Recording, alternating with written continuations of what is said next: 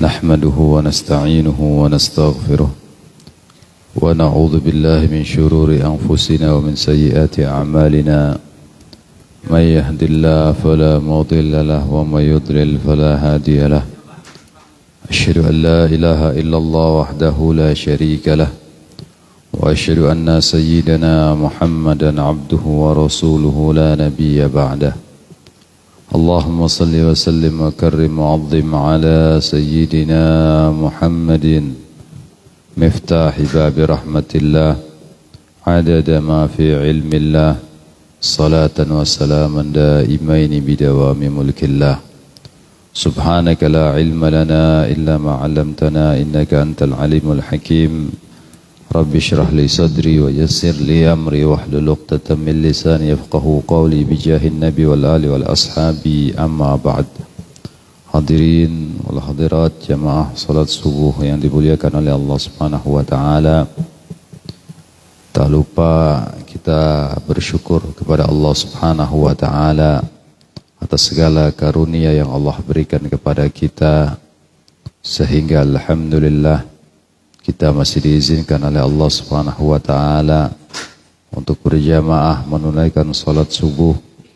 Kemudian kita beriktikaf dan juga berthalabul ilmi. Mudah-mudahan apa yang kita lakukan dicatat sebagai ibadah oleh Allah Subhanahu wa taala dan dibalas dengan pahala kelak yaumul qiyamah. Amin ya rabbal alamin.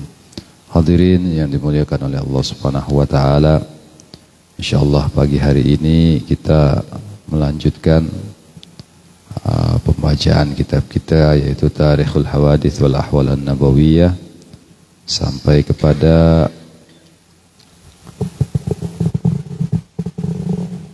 batasan yang kita kemarin baca.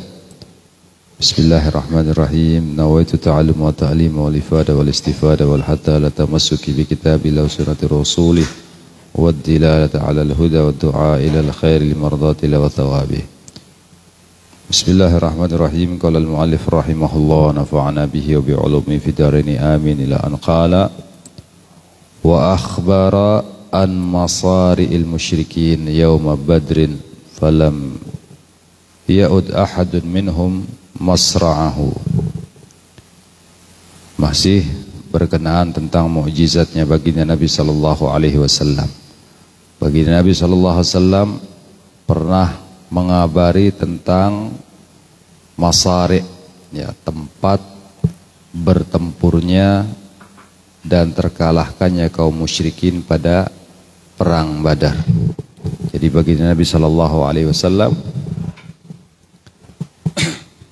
pernah berbicara kepada para sahabat tentang tempat di mana dikalahkannya orang-orang kaum musyrikin pada waktu perang Badar. Jadi memang jumlah kaum muslimin waktu perang Badar ini tidak imbang dengan kaum musyrikin. Kaum muslimin hanya berjumlah 313 orang, sedangkan kaum musyrikin lebih daripada 1000 orang. Ya, lebih daripada 1000 orang. Dan memang bagi Nabi sallallahu alaihi wasallam tatkala perang Badar beliau tidak berniat untuk berperang.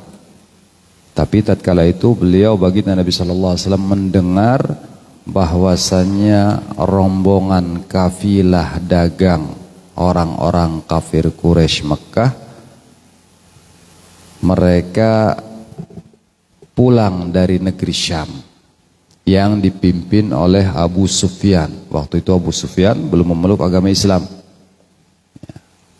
Dan bagi Nabi sallallahu alaihi wasallam mengajak para sahabat untuk mengambil kembali hak mereka yang dirampas oleh orang-orang kafir Quraisy.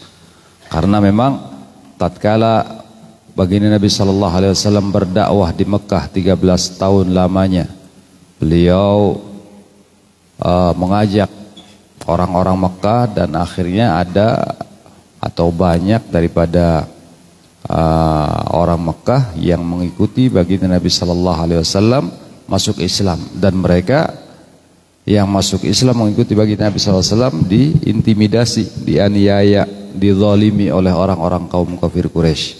Bahkan harta mereka ada yang disita, ada yang diambil. Mereka hijrah ke negeri Madinah dengan membawa harta seadanya, baju yang dipakai, kendaraan yang dipakai, semua yang di Mekah ditinggal dan diambil oleh orang-orang kaum musyrikin.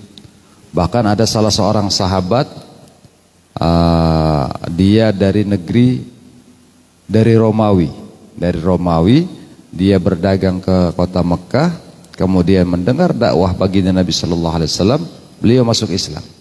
Ya, dia sudah lama jadi berjualan, tatkala berdagang di Mekah, kemudian dia menetap di Mekah, berdagang di Mekah sehingga menjadi orang kaya.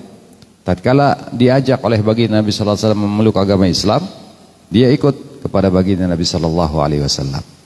Kemudian tatkala diperintahkan oleh Allah Subhanahu wa taala kaum muslimin untuk hijrah ke Madinah, semua sahabat termasuk sahabat yang berasal dari Romawi ini yang masuk Islam, kemudian dia ikut hijrah. Ternyata hartanya diambil oleh orang kafir Quraisy. Mereka orang kafir Quraisy mengatakan, kamu datang ke kota Mekah ini tanpa membawa apa-apa. Sekarang kamu keluar dari Mekah pun harus tidak membawa apa-apa, karena yang kamu miliki semuanya ini milik orang Mekah. Jadi sahabat ini tidak hijrah ke kota Madinah tidak membawa apa-apa kecuali baju yang ada di badan.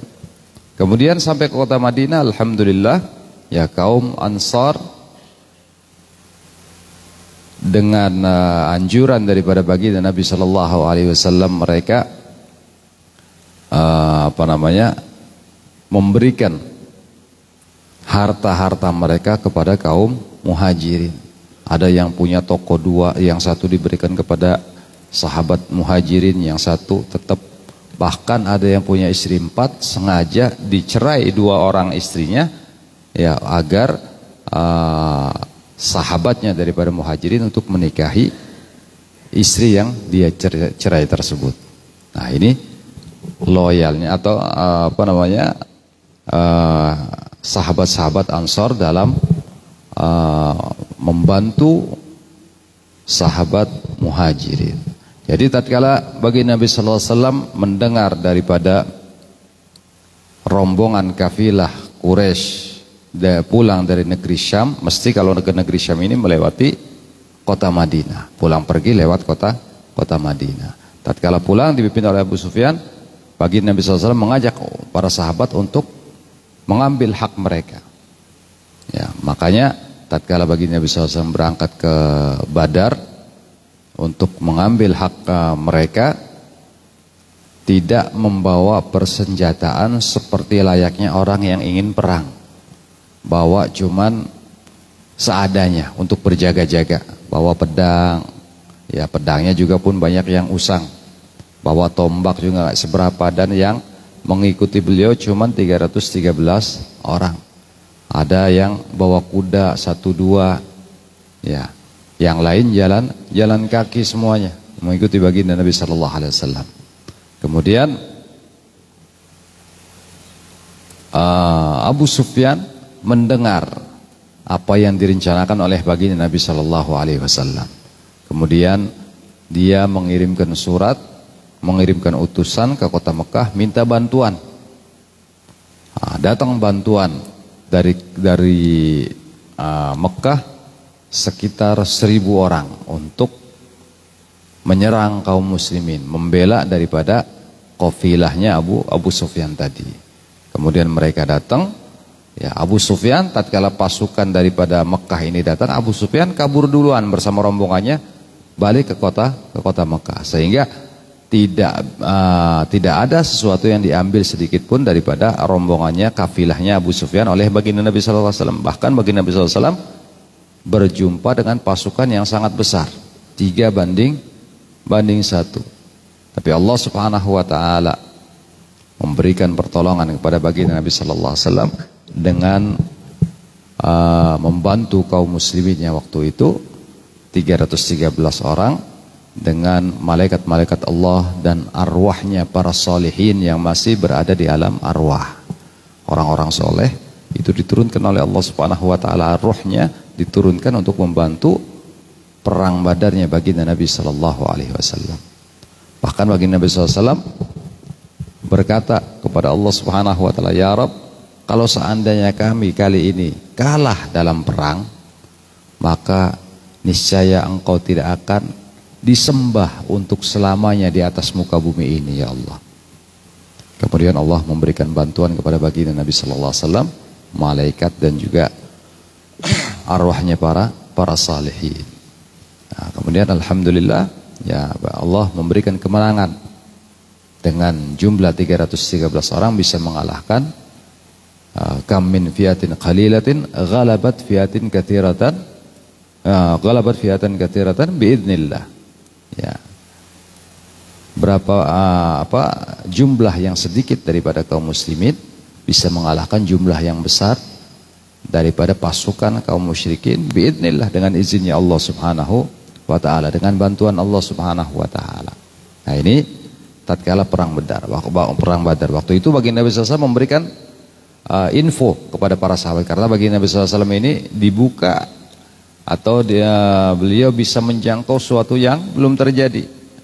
Beliau diberikan mukjizat demikian oleh Allah Subhanahu wa taala. Bahkan akhir zaman sudah diperlihatkan oleh Allah Subhanahu wa taala, keadaan akhir zaman sudah diperlihatkan, apalagi perang Badar.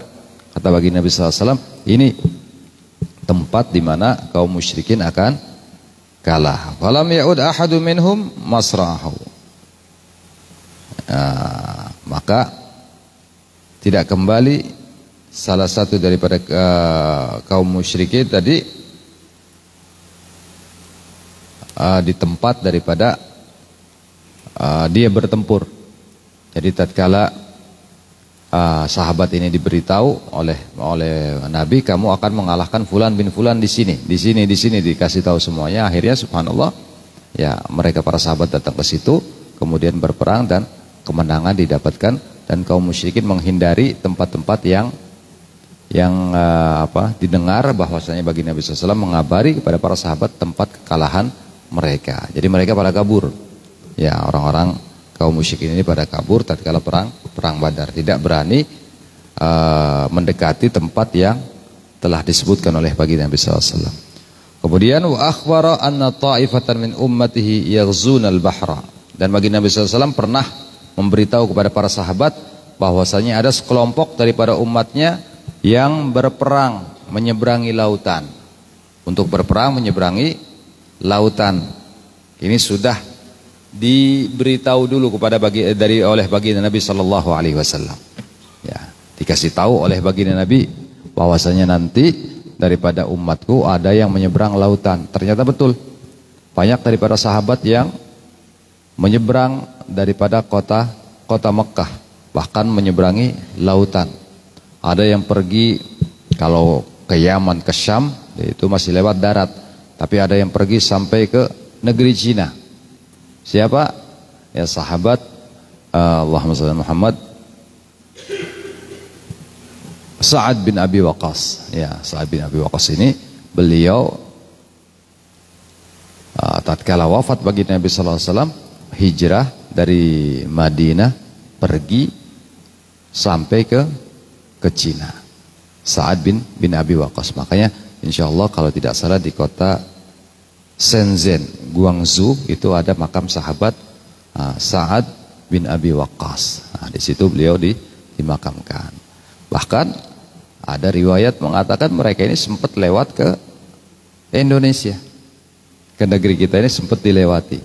Maka dari itu tidak heran ada yang mengatakan bahwasanya negeri kita ini pernah disinggahi oleh sahabat, tabi'in, bahkan tabi'in, karena pintu perdagangan di Indonesia pada waktu itu adalah Samudra Pasai. Ya, dalam sejarah kita Indonesia ada Samudra Pasai, dan Samudra Pasai itu meliputi daerah yang mungkin kita kenal dengan sekarang nama Barus di Sumatera Utara. Sumatera Utara itu makanya banyak kuburan-kuburan Islam yang tahunnya apa namanya lama, ya, bahkan ditetapkan oleh Nahdlatul Ulama bahwasanya titik nol masuknya Islam di Indonesia adalah dari daerah Baros ini, dari Baros. Mungkin dulu Baros ini masih wilayah daripada Samudra Pasai, ya, daripada Samudra Pasai. Mereka para tabi'in, ya, mungkin ada sahabat yang singgah, ya, sampai ke daerah tersebut. Bahkan ya, ada informasi bahwasanya cucu daripada salah seorang sahabat ada yang dikuburkan di daerah tersebut, ya, di daerah Bahrus tadi. Ya, subhanallah, tapi wallahu a'lam bishawab. Menurut cerita dan sejarah demikian. Jadi memang baginda Nabi sallallahu alaihi wasallam pernah mengabari para sahabat bahwasanya ada sekelompok daripada umatnya, mereka berperang, ya, melewati daripada lautan.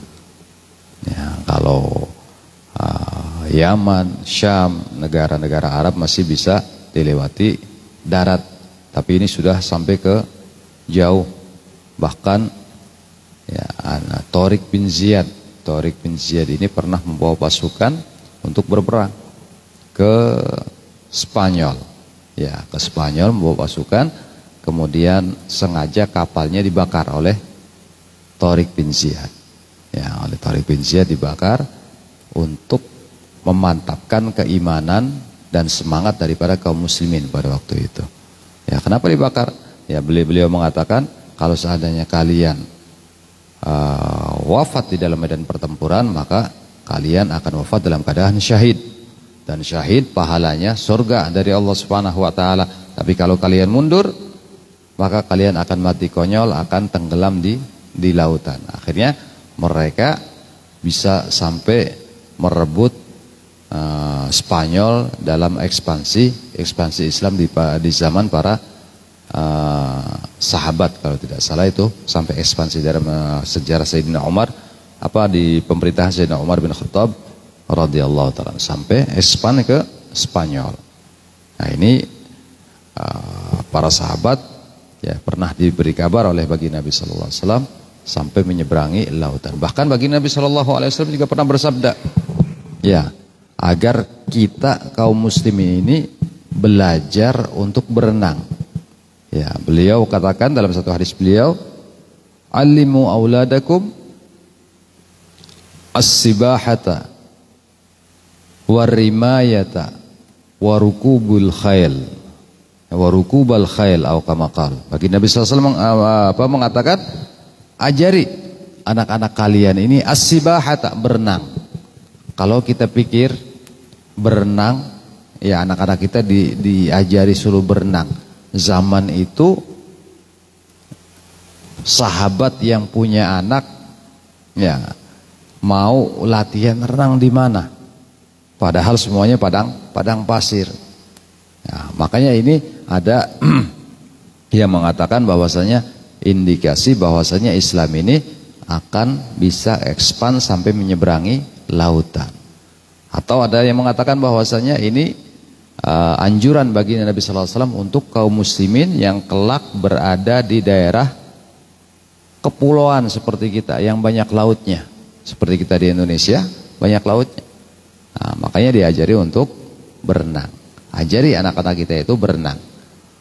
Warimayah, kemudian memanah.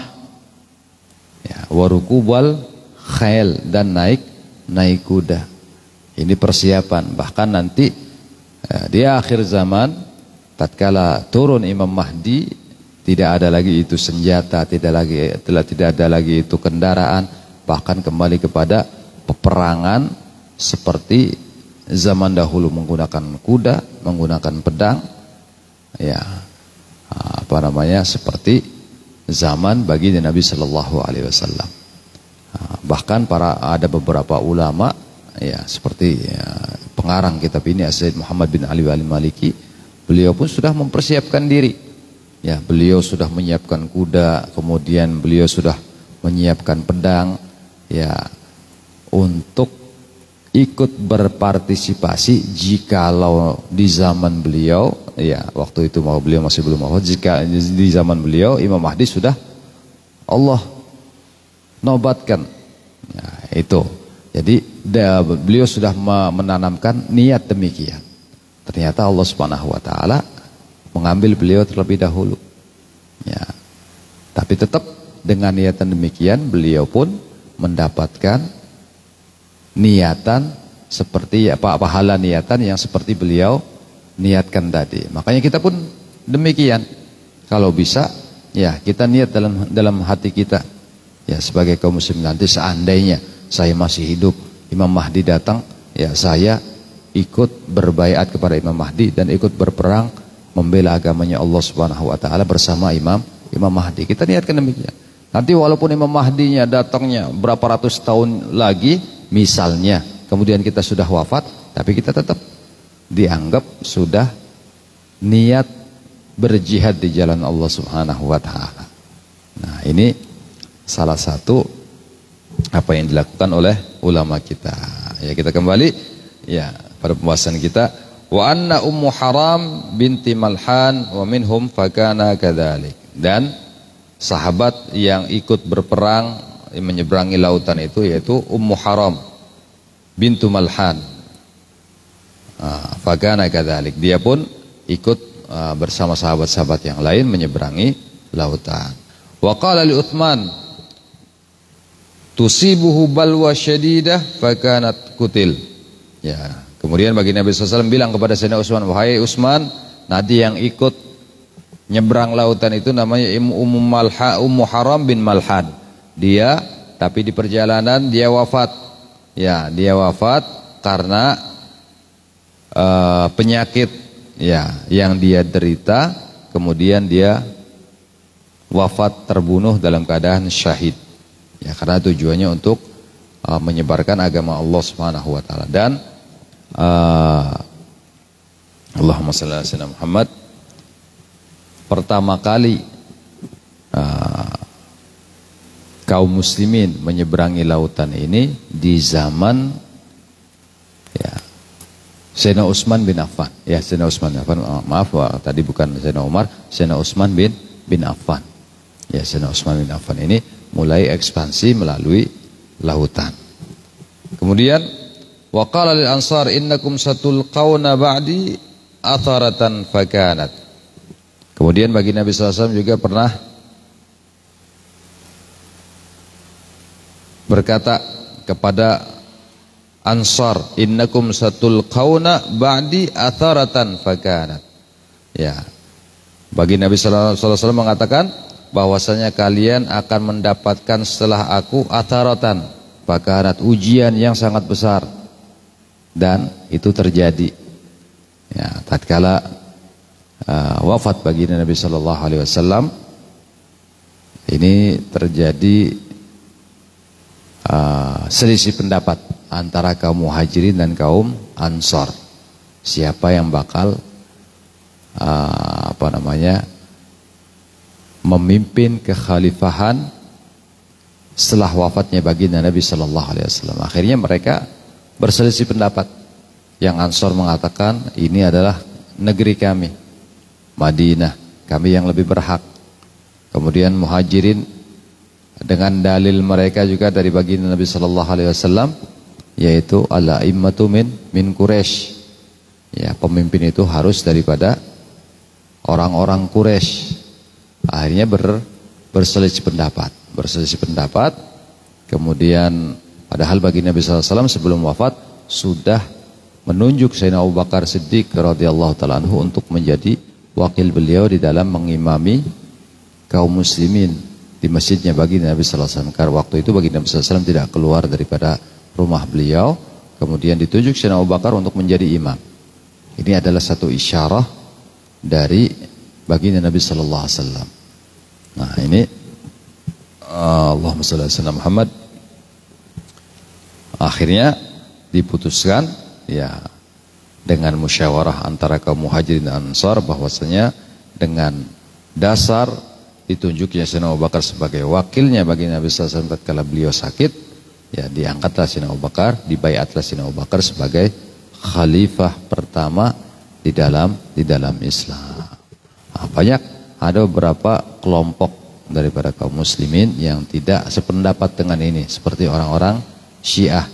Ya, mereka mengatakan bahwasanya Sayyidina Abu Bakar ini merebut daripada khilafah yang lebih berhak diambil oleh Sayyidina Ali. Ya, kalau memang seandainya Sayyidina Ali itu lebih berhak mendapatkan khilafah tatkala wafat baginda Nabi sallallahu alaihi wasallam, kenapa kok Sayyidina Ali juga ikut berbaiat? Apakah Sayyidina Ali takut kepada para sahabat? Ya, tidak ada rasa takut daripada Sayyidina Ali karramallahu wajhah. Bahkan tatkala perang Khaybar, pintu daripada Khaybar yang puluhan orang tidak bisa mengangkatnya, diangkat sendiri oleh Sayyidina Ali karramallahu wajhah. Nah, dengan tangan kiri beliau. Jadi tidak ada takut. Beliau memang tidak beliau setuju dengan apa yang ditentukan oleh kaum muslimin dengan isyarat daripada baginda Nabi sallallahu alaihi wasallam. Makanya beliau juga berbaiat, dan juga beliau pada waktu itu sibuk mengurus ya jenazahnya daripada baginda Nabi sallallahu alaihi wasallam, karena beliau Sayyidina Ali adalah keluarga, menantu dan juga sepupu daripada baginda Nabi sallallahu alaihi wasallam. Beliau orang dalam. Jadi ngurusin jenazahnya baginda Nabi sallallahu alaihi wasallam. Jadi baginda Nabi sallallahu alaihi wasallam pernah berkata kepada kaum Ansar bahwasanya mereka akan mendapatkan satu ujian yang besar dan terjadi. Wa qala fil Hasan bin Ali, dan baginda Nabi sallallahu alaihi wasallam pernah berkata kepada Sayyidina Hasan bin Ali bin Abi Thalib, cucu beliau, "Inna ibni hadza sayyidun." Sesungguhnya anakku ini adalah sayyidun, pemimpin. Wa innallaha sayasluhu bihi baina fi'atain, dan bahwasanya Allah Subhanahu wa taala akan mengislahkan sebab Sayyidina Hasan ini dua kelompok kaum muslimin yang bertikai. Fi'ataini 'azimataini minal muslimin. Ya, dua kelompok besar kaum muslimin yang sedang bertikai. Memang tatkala pertama kali pertikaian terjadi di kalangan sahabat itu tatkala terbunuhnya Sayyidina Utsman bin Affan radhiyallahu taala anhu. Tatkala itu Sayyidina Utsman terbunuh, kemudian para sahabat bermusyawarah dan mengangkat Sayyidina Ali karramallahu wajhah sebagai khalifah selanjutnya.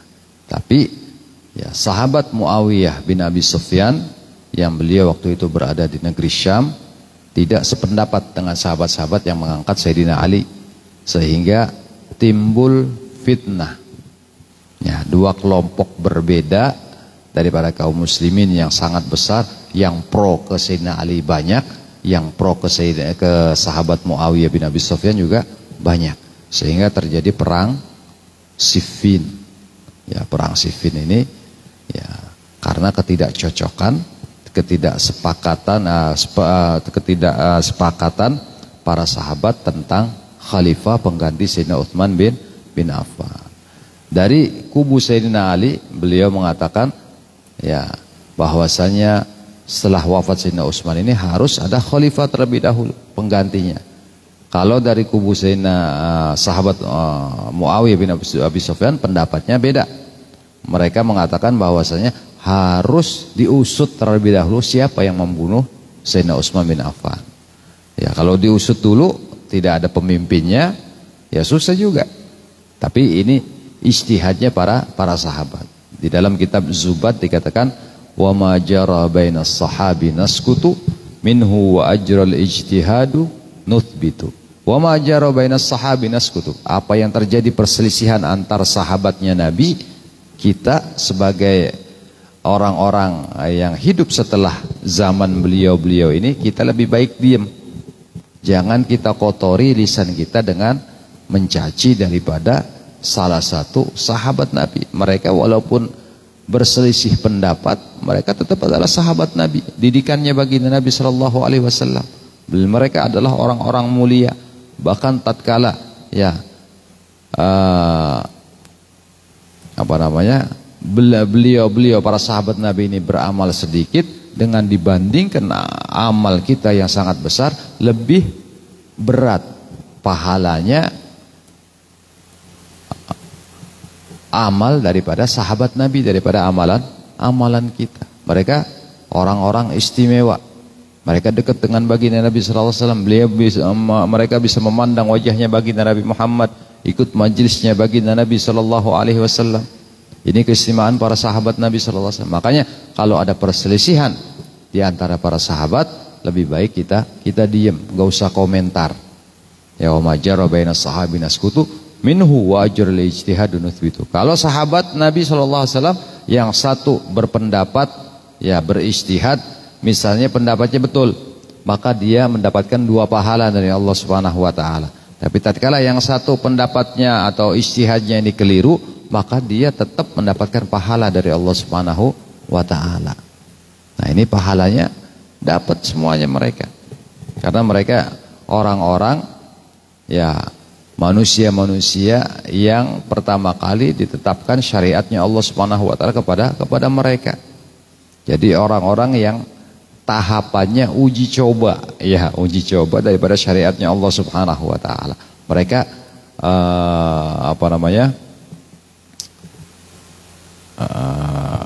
Allahumma sallam, objek daripada syariatnya Allah Subhanahu wa taala yang pertama. Ini para sahabat Nabi. Makanya beliau-beliau ini sangat-sangat diistimewakan oleh Allah Subhanahu wa taala.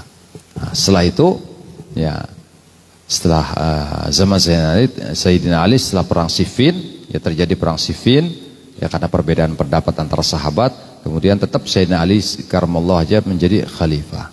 Kemudian tatkala wafat Sayyidina Ali bin Abi Thalib, ya tetap sahabat ini berselisih. Ya berselisih antara mengangkat Sayyidina Hasan bin Ali bin Abi Thalib sebagai pengganti daripada beliau, ya. Kemudian dari kubu sahabat Muawiyah pun masih, ya, bersikeras.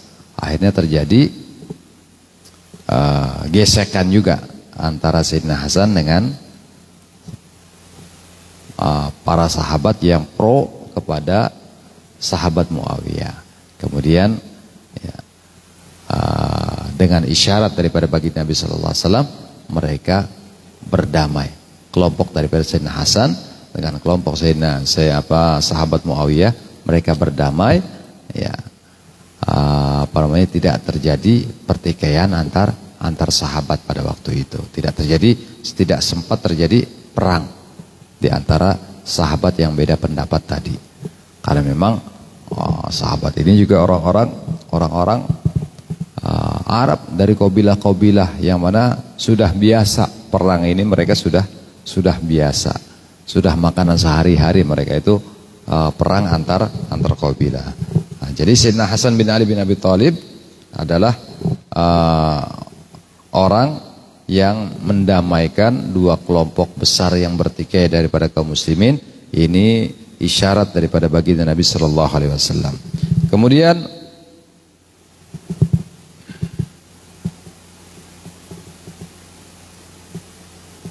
wa akhbara biqatil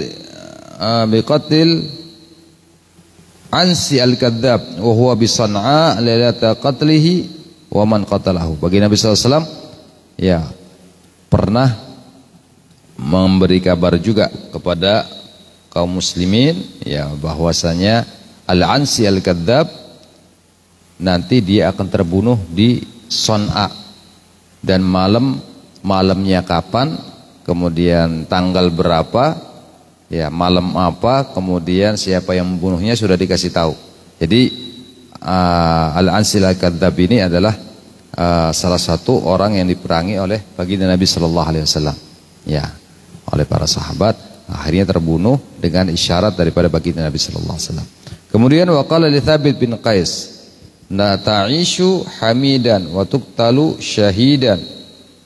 Faqutila yaumul yamamah. Kemudian baginda Nabi sallallahu alaihi wasallam pernah mengatakan kepada sahabat Thabit bin Qais, "Wahai Thabit, ta'ishu hamidan." Kamu hidup dalam keadaan terpuji. Maksudnya hidupnya senang, ya, dalam keadaan terpuji. Kamu hidup senang, wahai Thabit bin Qais, wa tuqtalu syahidan, dan kamu akan terbunuh sebagai syahid, wafat dalam keadaan syahid.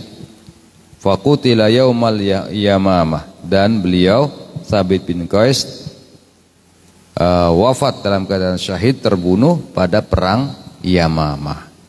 Kemudian wartadda rajulun walahiqa bil musyrikina fabalaghahu annahu mat faqala al ardu la taqbaluhu fakana kadzalik. Kemudian ada seorang yang murtad, keluar dari Islam, ya, walahiqa bil musyrikin, kemudian ikut rombongannya kaum musyrikin. Fabalaghahu, kemudian bagi Nabi sallallahu alaihi wasallam mendengar kabar tersebut. Ada salah seorang waktu itu di zaman baginda Nabi SAW yang keluar daripada Islam, sudah masuk Islam, keluar lagi, murtad, dan ikut rombongannya kaum musyrikin. Kemudian sampai kabar tersebut kepada baginda Nabi SAW, ya, annahu mata, bahwasanya dia sudah meninggal. Ya, kabarnya sampai kepada baginda Nabi bahwa orang yang murtad tadi sudah meninggal. Faqala al ardu la taqbaluhu fakana kadzalik. Maka baginda Nabi SAW mengatakan, ya, orang yang murtad tadi enggak bakal diterima oleh bumi. Ya, matinya tidak bakal diterima oleh bumi, enggak bisa dikuburin. Ya, kata baginda Nabi SAW, itu terjadi. Betul terjadi. Ya, makanya naudzubillah. Ya, apa yang diucapkan oleh baginda Nabi SAW semuanya ini terjadi karena beliau wa ma yantiqu anil hawa in huwa illa wahyun yuha. Apa yang diucapkan oleh baginda Nabi ini bakal terjadi semuanya karena ucapan beliau ini adalah bukan dari hawa nafsu, karena semua yang beliau ucapkan adalah wahyu dari Allah Subhanahu wa taala. Makanya segala ucapan daripada baginda Nabi sallallahu alaihi wasallam ini menjadi syariat buat kita. Ya, sebagai syariat buat kita. Ya, baik itu yang wajib maupun yang sunnah. Ya, yang diajarkan oleh baginda Nabi sallallahu alaihi wasallam. Kemudian waqala li rajulin yakulu bishimalihi. Kemudian baginda Nabi SAW pernah berkata kepada orang yang makan dengan tangan kirinya. Ya, kul biyaminik. Ada orang makan pakai tangan kiri, kata baginda Nabi SAW. Kul biyaminik. Makan pakai tangan kanan, kata baginda Nabi SAW. Faqala la astati. Aku enggak bisa ya Rasulullah. Faqala sallallahu alaihi wasallam lastata'ta. Maka kamu tidak akan pernah bisa untuk makan pakai tangan kanan, kata baginda Nabi sallallahu alaihi wasallam. Falam yutik ayyarfaha ila fihi ba'da dzalik. Maka tangan kanannya ini enggak bisa dia angkat sampai mencapai mulutnya. Akhirnya dia makan pakai tangan kiri terus. Ya, karena dibilang sama baginda Nabi SAW, ada orang makan pakai tangan kiri, makan pakai tangan kanan, kata baginda Nabi. Ya Rasulullah, saya enggak bisa kalau pakai tangan kanan. Ya, maka kamu tidak akan bisa untuk selamanya. Tidak akan pernah bisa untuk makan pakai tangan kanan selamanya. Akhirnya betul, tangan kanannya dijadikan lemes ya sama Allah Ta'ala, gak bisa makan pakai tangan kanan. Sehingga dia sampai dia meninggal makan pakai tangan kiri. Na'udzubillah. Ini mukjizatnya bagi Nabi Sallallahu Alaihi Wasallam. Kemudian wadakhala Sallallahu Alaihi Wasallam Makkah amal fathi wal asnam haula al-Ka'bah mu'allaqatan biyadihi qadibun faja'ala yushiru ilaiha wa yaqul ja'al haqq wa zahaqal batil wa huwa tatasaqat. Dan waktu bagi Nabi SAW masuk kota Makkah, ya, waktu itu Fathu Makkah. Fathu Makkah tatkala bagi Nabi SAW membawa ya 10.000 pasukan, ya 10.000 daripada sahabat untuk Fathu Makkah, masuk atau membebaskan kota Makkah, penaklukan kota Makkah. Waktu itu kaum musyrikin lari tunggang langgang. Sebelum masuk kota Makkah, Abu Sufyan, sahabat Nabi SAW, menghampiri baginda Nabi SAW di campnya baginda Nabi SAW sebelum masuk kota Makkah. Akhirnya Abu Sufyan masuk Islam di hadapan baginda Nabi SAW. Sehingga tatkala pulang ke Makkah diperintah oleh baginda Nabi SAW, suruh orang-orang itu ya masuk Islam atau masuk ke rumah kamu atau masuk ke Masjidil Haram biar mereka tidak kami perangi, kata baginda Nabi. Akhirnya Abu Sufyan balik ke Mekah dan baginda Nabi SAW turun ke kota Mekah. Beliau katakan man dakhala masjida amin. Barang siapa masuk masjid dia akan aman. tidak diganggu, ya tidak akan ditangkap oleh baginda Nabi sallallahu alaihi wasallam. Wa man dakhala dar Abu Sufyan faqad amin. Ya, barang siapa masuk rumahnya Abu Sufyan juga mereka aman. Akhirnya orang-orang kaum kafir Quraisy ini ada yang masuk ke Masjidil Haram, ada yang masuk ke rumahnya Abu Sufyan, ada yang kabur keluar sampai ke Taif. Ya, kemudian para sahabat masuk dengan baginda Nabi sallallahu alaihi wasallam menghancurkan berhala-berhala yang ada di sekeliling Ka'bah. Tatkala masuk baginda Nabi sallallahu alaihi wasallam, ya, beliau keliling di Ka'bah dan beliau ada di tangan beliau memegang kayu, ya, sebatang kayu, tongkat. Wa ja'ala yushiru ilaiha, kemudian beliau menunjuk kepada berhala-berhala tadi, ya, dan mengatakan ja'al haqqu wa zahaqal batil, telah datang kebenaran dan telah sirna kebatilan. Wa yatatasaqat, maka tatkala habis ditunjuk, ya, berhala-berhala tadi oleh baginda Nabi sallallahu alaihi wasallam, langsung berjatuhan dan hancur. Berhala yang ditunjuk oleh baginda Nabi sallallahu alaihi wasallam. Wa at'ama sallallahu alaihi wasallam min sa'in sya'irin bil khandaq fasyabi'u wa ta'amu akthar mimma kan. Kemudian baginda Nabi sallallahu alaihi wasallam di antara mukjizat beliau yaitu beliau memberi makan para sahabat waktu perang Khandaq, ya, dengan satu sok. Satu sok itu ukuran takarannya orang Arab sedikit. Satu sok itu sedikit. Ya, satu sok itu kalau ini satu mud, satu sok itu atau kalau orang bilang satu gantang. Satu gantang itu sekitar berapa? 2 kilo atau 2 kilo setengah, ya. Ya, beliau punya gandum 2 kilo setengah, beliau masak untuk pasukan kaum muslimin dan mereka makan semuanya dari Allahumma shalli ala Muhammad, dari 2,5 liter gandum tadi. Ini ratusan sahabat makan waktu perang Khandaq, ya, dengan gandum yang dimasak oleh baginda Nabi sallallahu alaihi wasallam. Ya. Ini diantara mukjizat baginda Nabi sallallahu alaihi wasallam, ya, makanan sedikit bisa mencukupi sahabat yang banyak. Bahkan air, ya, yang keluar daripada jari jemari baginda Nabi sallallahu alaihi wasallam bisa memberikan minum kepada sahabat yang ikut perang. Bahkan mereka mengambil wudu dan memberikan minum kepada ternak-ternak mereka, kendaraan-kendaraan mereka, daripada kuda, kambing, semuanya diberikan minum, onta, dari air yang keluar daripada jari jemarinya baginda Nabi sallallahu alaihi wasallam yang dicelupkan di tatkala itu baginda Nabi sallallahu alaihi wasallam menyelupkan tangan beliau di ember yang ada airnya. Ya, kemudian sahabat suruh minum semuanya. Waktu itu, ya, dalam salah satu perang mereka mengadu kepada baginda Nabi sallallahu alaihi wasallam, ya Rasulullah, kami kekurangan air. Kami tidak cukup air ini untuk bersuci, untuk berwudu, hanya cukup untuk minum beberapa hari, ya Rasulullah. Akhirnya baginda Nabi sallallahu alaihi wasallam memerintahkan sahabat untuk mengambil ember yang dipenuhi air, dan tangan baginda Nabi sallallahu alaihi wasallam dimasukkan ke dalam ember tersebut. Semua sahabat, ribuan sahabat yang hadir di medan perang tersebut, di camp tersebut, mendapatkan minum, ya, dari baginda Nabi sallallahu alaihi wasallam dan mencukupi, ya, persediaan mereka, air minum mereka untuk berperang. Nah, ini para sahabat Nabi sallallahu alaihi wasallam mendapatkan menyaksikan daripada mukjizat bagi Nabi sallallahu alaihi wasallam bahwasanya jari jemari beliau ini mengeluarkan air. Makanya di dalam salah satu syair yang dikutip oleh seorang ulama, beliau katakan, wa afdhalul miyahi ma'un qad naba min asabi'in nabil muttaba. Ya. Paling afdolnya air itu adalah air pertama di dunia ini, air yang paling afdol adalah air yang keluar daripada jari jemarinya baginda Nabi sallallahu alaihi wasallam. Itu yang pertama. Kemudian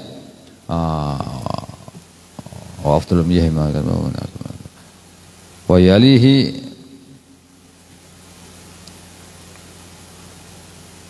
fa zamzamun wa yalihi zamzamun fal kautsaru.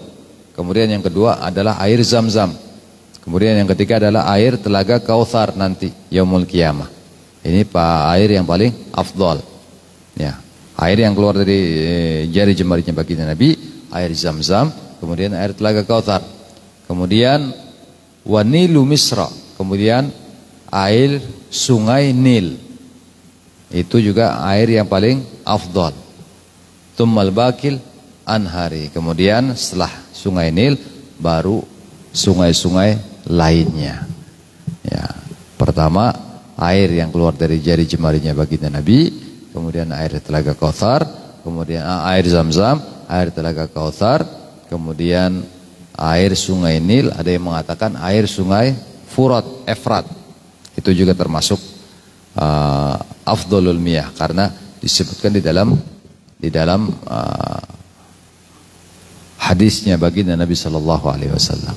Nah, ini di antara mukjizat-mukjizatnya baginda Nabi Muhammad. Zard ala nut'i fada'alaha bil barakah thumma qassamaha fil askar faqamat bihi.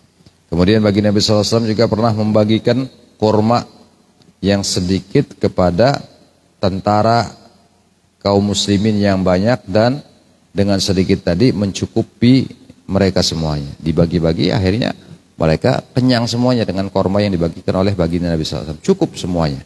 Mereka dapat makan ya korma yang diberikan oleh baginda Nabi SAW. Wallahu a'lam bissawab.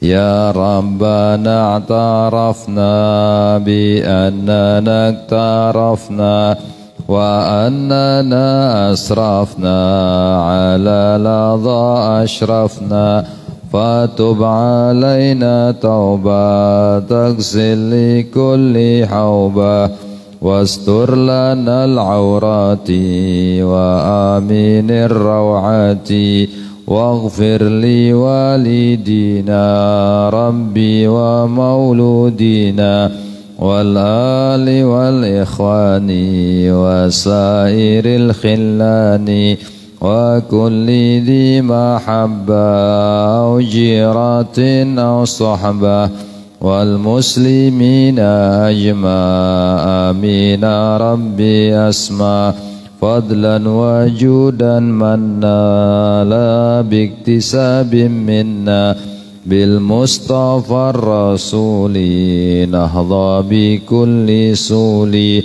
صلى وسلم ربي عليه عد الحب وآله وصحبه عداد الطش الصحب والحمد للإله في البدء والتناهي ربنا انفعنا بما علمتنا ربي علمنا الذي ينفعنا ربي وجهنا وجه أهلنا وكربت لنا في ديننا وعلى كتر وتذكر ربي وفقنا في كل ما ترتضي كنا فعل كرم ورزق كل أهلا دائما وخلاتك على من نحظى بالخير ونكفى كل شر ربنا اصلح لنا كل شؤون وقرب رضا منك العيون واقضي ربنا كل ديون قبل أن تأتينا رسمنا ربي اغفر وسر عن ذكر من ستر وصلاة الله تكشى المصطفى من إلى الحق دعنا ولنفى بكتاب في النشي شفاء ولا العلي كرم شرفا ولا صاحب المصاب الغرار اللهم اهدنا بهداك واجعلنا ممن سيره في رضاك ولا تولدنا وليا سواك ولا تجعلنا من خلاف أمرك وعصاك وحسبنا الله ونعم الوكيل ولا حول ولا قوة إلا بالله العلي العظيم صلى الله على سيدنا محمد وآله وصحبه وسلم والحمد لله رب العالمين.